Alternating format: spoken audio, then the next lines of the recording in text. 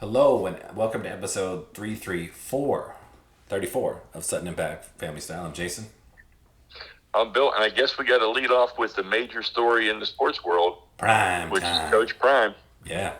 And what a demonstration. Yeah. I mean, those are some talented athletes. And they put up 47 points and won, they beat number 17 TCU. Schooled them. Schooled them. And this was a team that was 1-11 the previous year. And Dion's son throws for 500. His other son has 10 solo tackles. But the story is this Hunter that played like 110 plays. Yeah. Offense and defense, had 10 receptions and a great pick.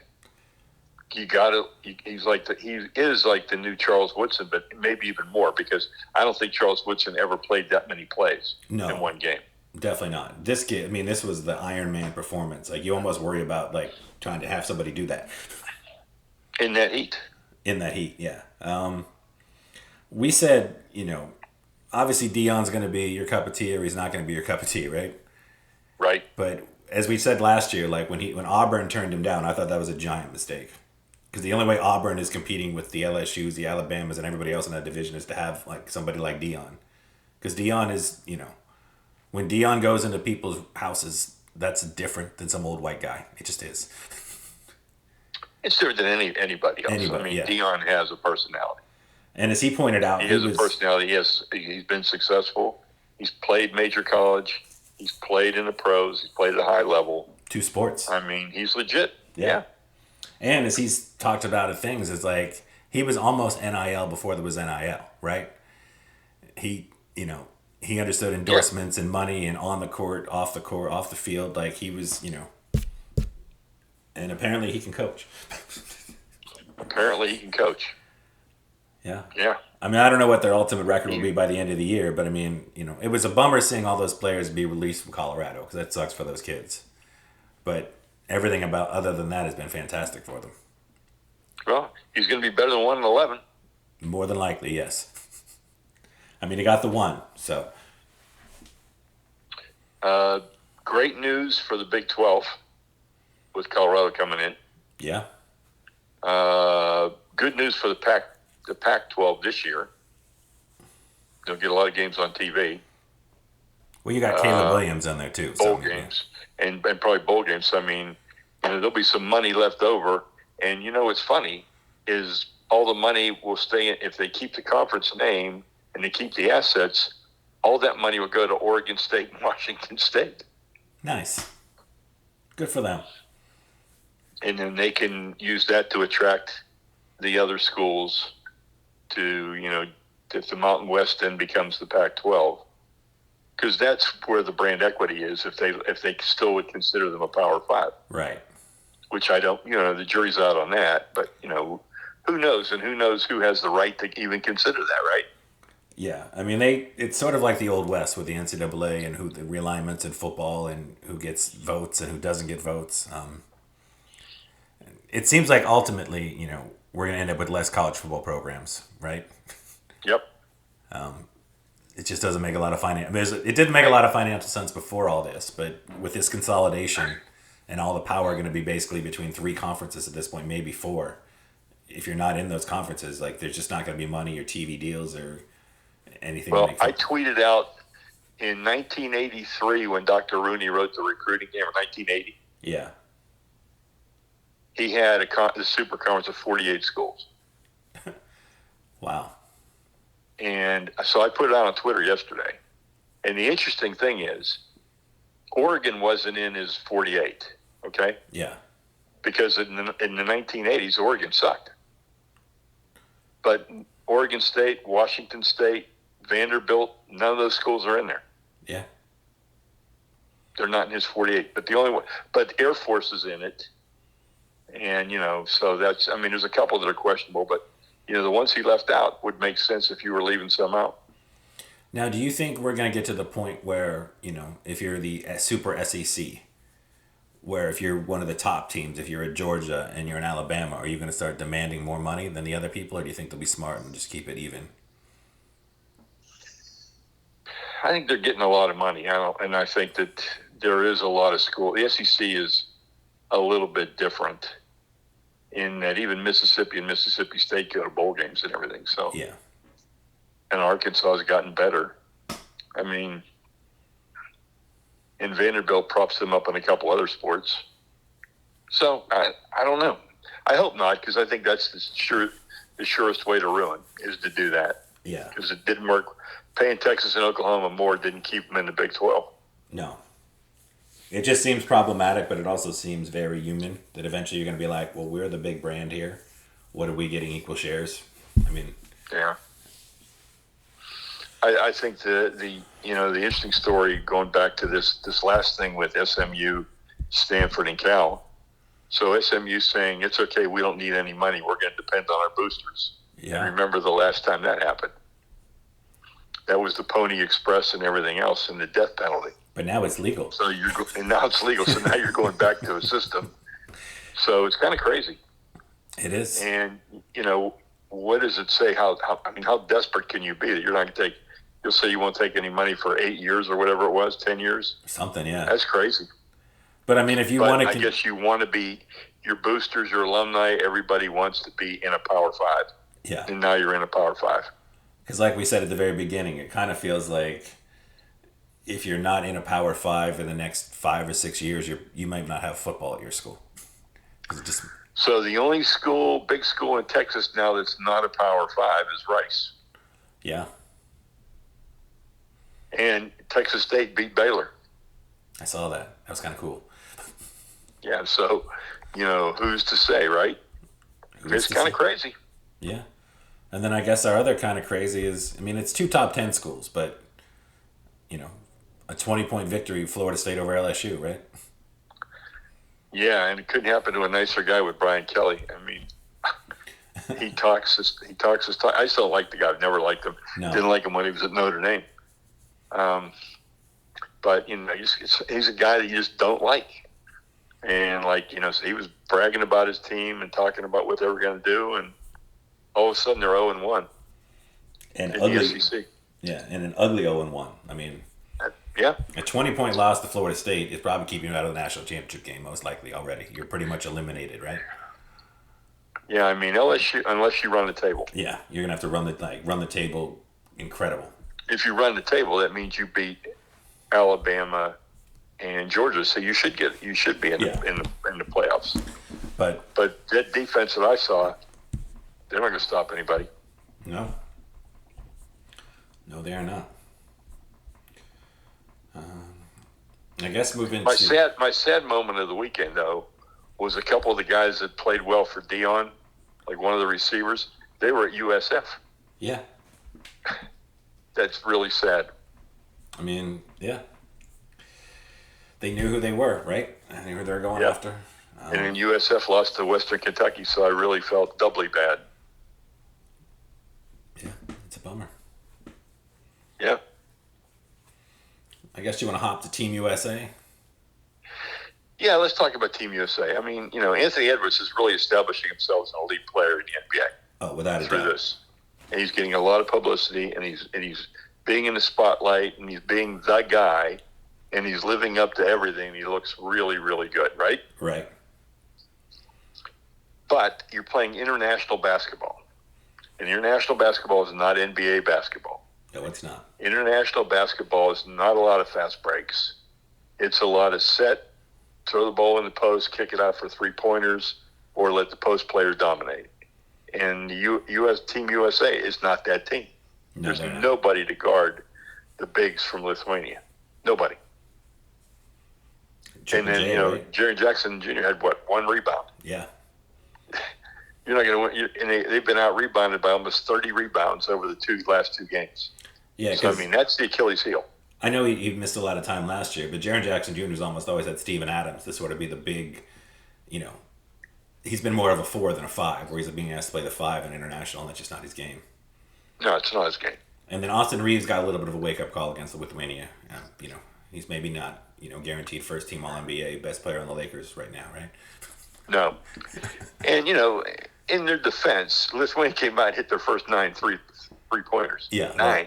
Not 5. No. 9. That helps. And it's 27 points. Yeah. And I mean, that's going to be tough to come back from. And they did come back. And they came back from being down 19. They got it down to 4. Yeah. They got it down to 4. But, if you can consistently hit threes, which is what Lithuania did every time they needed one, that's what it is. Yeah. So, I could see Lithuania winning the gold. Yeah. And like I said, I'm a big Team Canada SGA guy on the side. So the other question mark is then, since there's no American players that play center, no great American players that play center, you've got to try and convince Joel Embiid to be your center.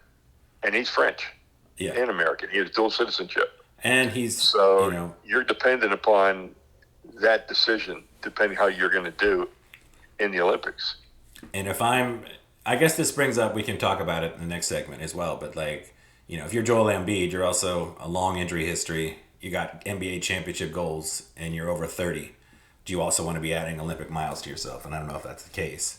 But it leads into that other guy, the runner, who, maybe he just wanted attention, felt the need to be like, how did the NBA call themselves world championships? And it's like, well, you couldn't compete in 99% of the sports. You're just fast, so shut up. That's how I feel about that guy. But yeah, it is a world championship. All the best players in the world play in the NBA. I don't think, you want to get technical about it. No, it's not a world championship, but that's where the best players in the world go, right?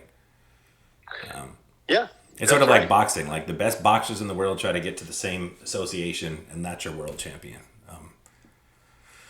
I guess it also goes to show how dependent NBA is on international players. Yeah, exactly. But I thought his statement was one of those, like, what did you need to say that for other than to get yourself attention, to get Stephen A. yelling and screaming about you? It just, As an aside, since you brought him up, what's the show? Stephen A., Shannon Sharp, Richard Sherman? No, Richard Sherman is with Skip Bayless and Michael Irvin and Keyshawn Johnson. Yeah. Those two shows, the lineups on those two shows would never make me listen for a minute. No. And people are, it's gotten over 1 million views, some of the clips from the new Skip Bayless show. But as Mina Kimes pointed out from ESPN, she's like, she was on Le Batard's show, and she was like, it felt more like watching a car crash. Like, people loved watching Skip Bayless not have anything to say and just be kind of, shout out on his own show more than people like the content. It was more of an anti-Skip, watch this, mouthy bully. I'm a big Mina Kimes fan.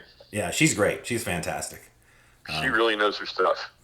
Yeah, it was her and Pablo Torres, and I like both those people. Yeah. And I don't understand why the majority of people would not want to listen to Amina Kimes as opposed to screaming Skip Bayless. Like, it just... No, I don't either. I don't get it. Like, I just don't. But, the numbers prove otherwise. Michael Irvin running up, getting up, yelling, Little Wayne on the show. Like, it's just... I don't know. No, it's a mess. It's a mess. And you saw one of you saw one of Shannon and Steven's first debates? No. Jordan LeBron, because they... Go ahead, talk about it. It was just another Jordan LeBron debate, which I don't know what else you need to say. It's just, they both exist. They're both all-time great players, and, they would be on the top level of the pyramid in the pyramid scheme, which I think is far better than trying to rank them. But you can't, I don't think you can put one above the other. I just, and even if you can, I don't think it's an argument worth having again. But again, Stephen A. That's one of the first things you're having Stephen A. and Shannon yell at each other about, and it gets ratings. So, yeah, I don't know. Like, there's nothing new to bring to that argument. No. Like I love Shark Week. I love sharks, but I stopped watching Shark Week like 5 or 6 years ago because there's just not that much new information. Like, now it's just, Not unless they find a new species of shark. Yeah, and it's like, okay, a giant shark. Yeah. Or the sharks learn to talk and can tell us all the things we wanted to know about sharks. Yeah. Otherwise, you're basically just getting a repeat of Shark, and it's like, I don't need the Jordan LeBron debate. I'm like, I don't think anyone's bringing anything new to the table. And you put it every third segment. It's like, as people talk about it, it's Aaron Rodgers, Cowboys, LeBron versus MJ. Like, well, let's switch to a little NFL. Okay. Let's talk about the Aaron Rodgers debut on Monday night. I'm very excited. What are you thinking? Like I said, I'm very out on Buffalo right now. I think Okay. the Jets are going. I think the Jets have a really good defense. I don't think Buffalo can really have doesn't have much of a pass rush, especially with Von Miller out. So I don't think the Jets' offensive line problems will be nearly the issue. And I think they're gonna. I think they're gonna run away with it. Like I think it might be a, you know, I think it'll be an overreaction game. When that game's over, people will talk way too highly about the Jets. Okay, so give me a point differential. 10? I think they're gonna win by a solid if it was a 7.5, I would take the Jets, which is I think it's only like a 2.5 point game. But I really like the Jets more than the Bills. Okay. You want to I was gonna have us go through the slate. I assume our Thursday night matchup, Detroit at Kansas City. We're both picking Kansas City, right? It's at Kansas City. It's at I Kansas think the City. Lions are better. I don't think they're Kansas City better. No, I don't either. Then our first games on Fox, we got Carolina at Atlanta, and Carolina looks to be really bad this year. And since B. John Robinson was my first pick in fantasy, I'm going to go with Atlanta. Yeah. The next game is maybe there's some really interesting games week one, like Cincinnati at Cleveland. Burrow still doesn't have a contract. We're not sure if he's playing 100%. Cleveland still has the Deshaun Watson thing. Is he good? Is he just rusty? Hmm. I'm probably picking Cincinnati. I wouldn't bet on it though. I'm going to take Cleveland and upset at home. Okay. And again, I just feel like this is a great time to have Sunday ticket because Jacksonville at Indianapolis. Like I feel like Anthony Richardson, at least for the first couple games, is sort of must-watch TV, right? A Yeah. 6'4", 240-pound, 4'40", just see what he can do. And then I'm curious to see Jacksonville build on from last year. Calvin Ridley's on that team. Are they better? I'm interested. I'm going Jacksonville in this game. Oh, Jacksonville all day. The next one should be Yep. really easy. This is a non-watch. I would go out and do something else rather than watch Tampa Bay at Minnesota. I got to assume At Minnesota. Minnesota in the air conditioning, I'm going with Kirk Cousins. Exactly. Jefferson, Addison against Baker or Kyle Trask, whoever ends up playing. I'm sort of intrigued by the next couple games. Tennessee at New Orleans. I got to go New Orleans. I think New Orleans. We talked about New Orleans. New Orleans is going to be really good this year. Yeah. I've already picked this game. It's maybe one of the highlights of the week, and that's the San Francisco 49ers at our Pittsburgh Steelers. And you know what? You've talked me into it. I'm going to go with the Steelers at home. I A mean, little bit of up in the air things with Bosa and a couple of the 49er things. yeah. I love the Steeler defense. I'm going to go with the Steelers in a low-scoring game. And it's also a West Coast team flying East Coast. That changes, right? Is that bad? Yeah, For an early that's game? what it is. Yeah, that's always rough. Like you said, the Bosa thing. The Steelers look like they're healthy, ready to go. And they beat the Bengals in week one last week, who went to the Super Bowl. And they beat Buffalo the year before. Yeah, so Tomlin's opening week, the Steelers are got to go with the Steelers on opening day. Yeah, they are getting, the last 2 weeks, it's been a Steeler love fest from a lot of different corners of the internet that are scaring me a little bit. But I still... Yeah, and like we talked offline, Vegas, there's more money at risk if the Steelers win than on any other team. Yeah. Because there's so many Steeler bets out there. It's crazy. The next game, not a good one either. The Arizona Cardinals, who might be the worst team in football, at the Washington Professional Football Squad, who... Yeah, I wouldn't watch that one. No. No way. I would pick Washington, but that's not saying a whole lot. The next game is unfortunate for us because the Houston Texans are at the Baltimore Ravens, and it's hard to not see the Baltimore Ravens just rolling over the Houston Texans, right? Right. No way. That's another don't waste your time game. And that's the end of the early slate. And then this is going to be a fun Sunday football. You're going to miss a lot of it, but I'll be able to sit on my couch and watch it all. Green Bay at Chicago. Very interesting game. Maybe the most interesting game of the day. I don't have a feel for this one. I'm excited for both teams, both young quarterbacks, but I don't know. I'm going to pick Chicago to break the Green Bay jinx at home. Okay. The next game is also intriguing just because of the pieces, and that's the Las Vegas Raiders at the Denver Broncos. And you kind of want to see what Russ is, right? Yeah. Has Sean Payton figured out a way to use Russ? Is Russ going to be, I know he's down 15 pounds. He's looked slender. He talks about maybe moving a little bit more again, but he's 35. You know, interesting at the very least. The next game, Monsters game. Philadelphia at New England. Got to go Philadelphia. Got to go Philadelphia, but New England's getting a lot of, a lot of hype, a lot of buzz. They cut all their quarterbacks except for Mac Jones, which seemed kind of shocking. Have they signed anybody yet this week? They signed the two guys they cut to their practice squad, but they have not signed anybody else to the active roster yet, as far as I know. Okay.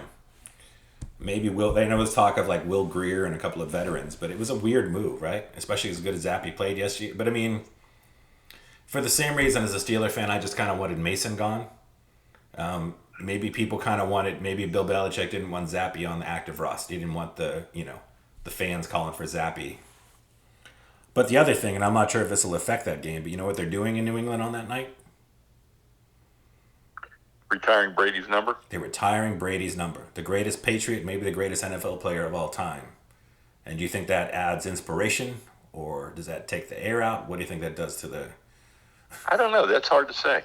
Because sometimes those emotional games where you've got, it's going to be sold out, the crowd's going to be ravenous because it's Brady. They love him, right?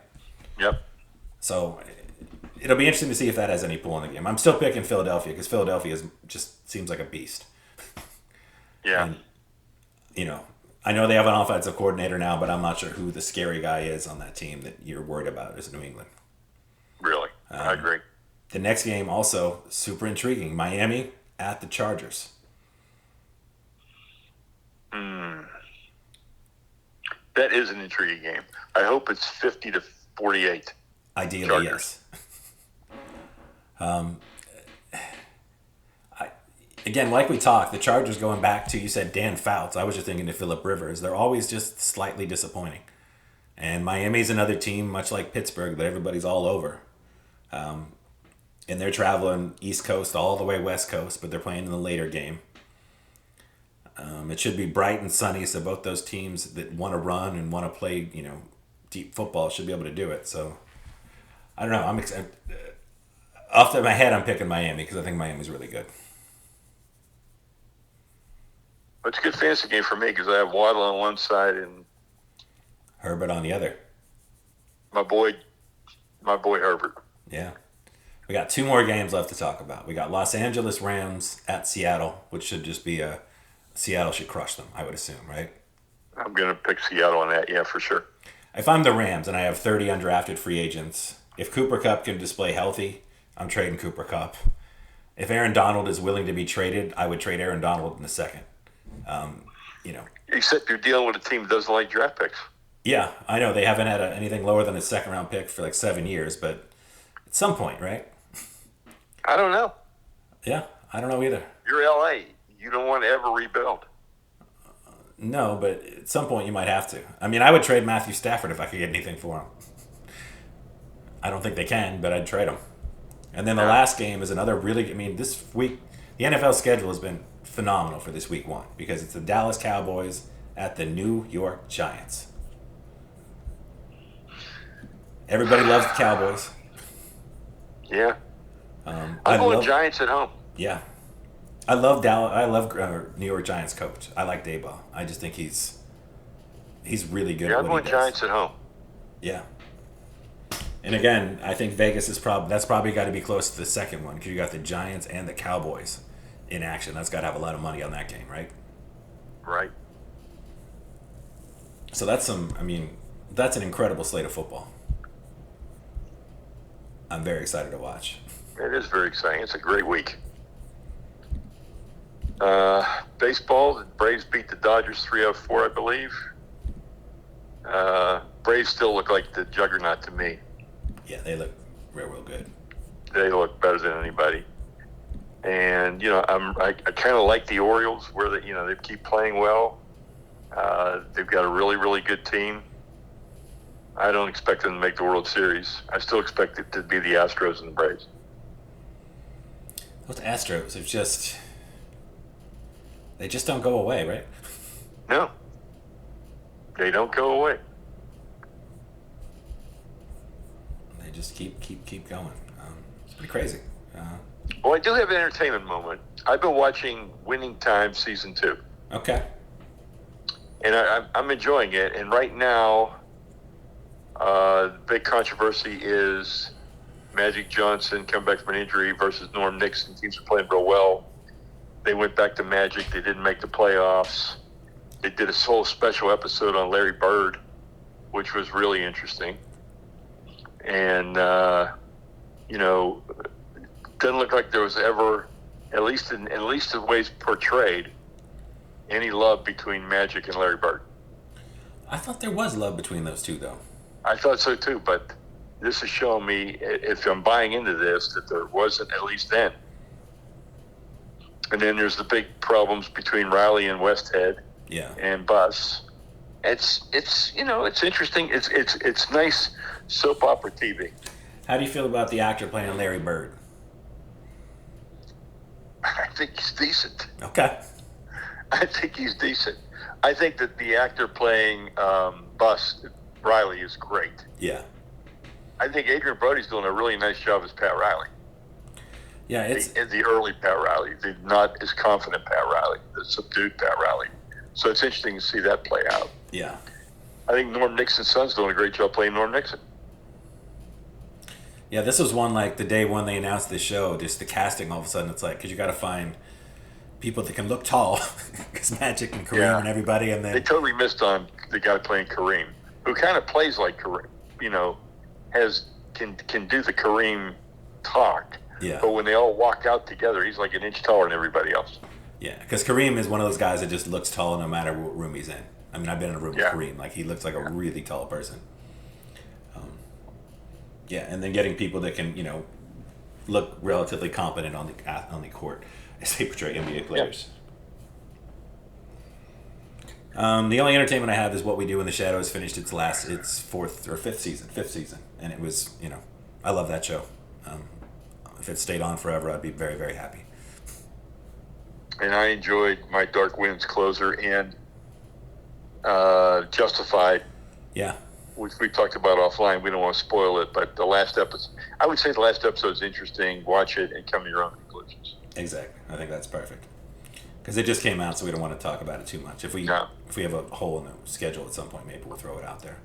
And then listen, if you're a foodie, you need to go to the Stanley Tucci fans Facebook page, or Stanley Tucci, whatever it is. It's Stanley Tucci's searching for Italy Facebook page. Okay.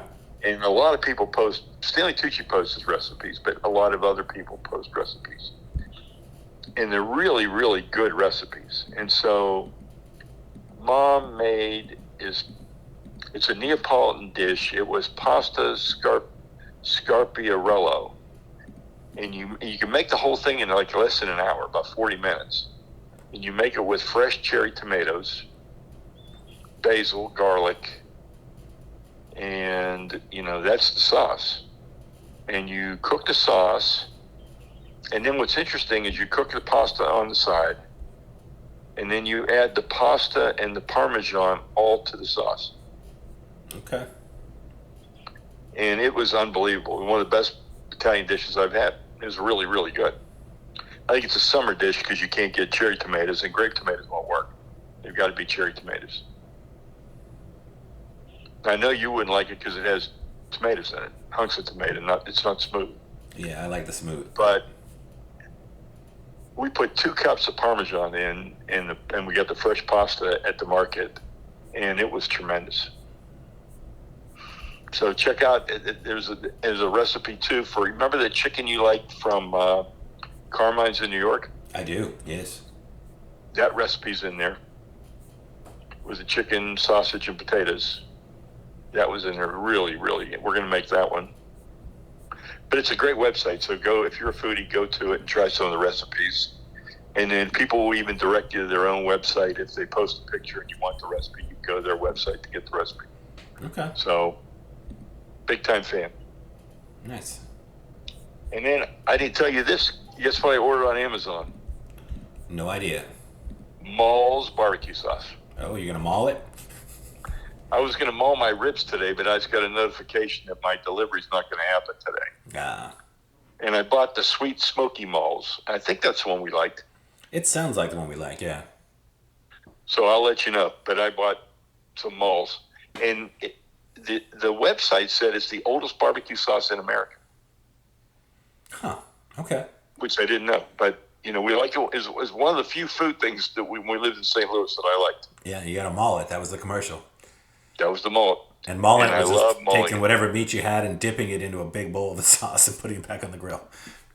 And then dipping it again when you take it off. It was outstanding. Yeah, it's a very solid sauce.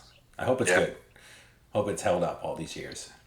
I'll let you know. But unfortunately, I won't be letting you know today. Today I'll be using Head Country. Okay. I finished off the Head we liked Country as well. Yeah, you sent me the Head Country Smoky one, whatever that was. It was really good. Yeah. It's good stuff.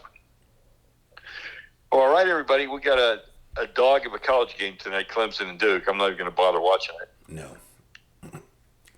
But starting Thursday, the NFL is back. So get excited. All right, everybody. Have a good week. Enjoy the NFL.